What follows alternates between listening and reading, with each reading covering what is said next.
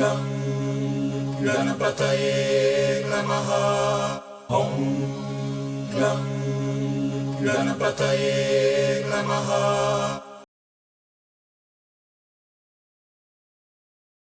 I work hard to avoid that most insidious of teacher traps, the guru syndrome. Even Adyashanti and my old friend Ramdas have, to some extent, fallen prey to the personality cult, and students now flock to see or hear them rather than their teachings. I can't blame them.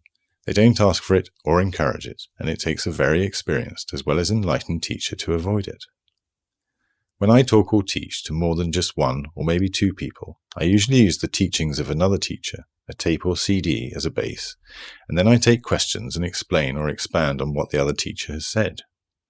It's that question and answer session where the real teaching happens, of course, but most of my students haven't caught on to that yet, and I manage to deflect any personality attraction onto the teacher whose short teaching started the session. Spiritual teaching is a difficult business. Brahmananda, my old master, used to explain that the teacher teaches from their level of consciousness, but the student learns from their level of consciousness.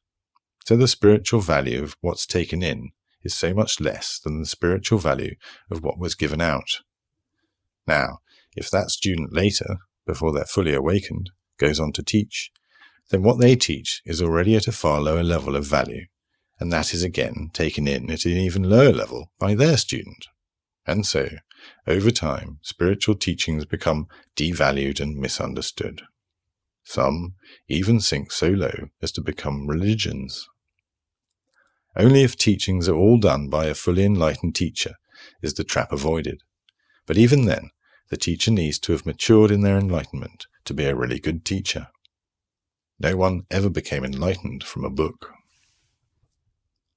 Om Gam Ganapataye Namaha. Om Gam Ganapataye Namaha.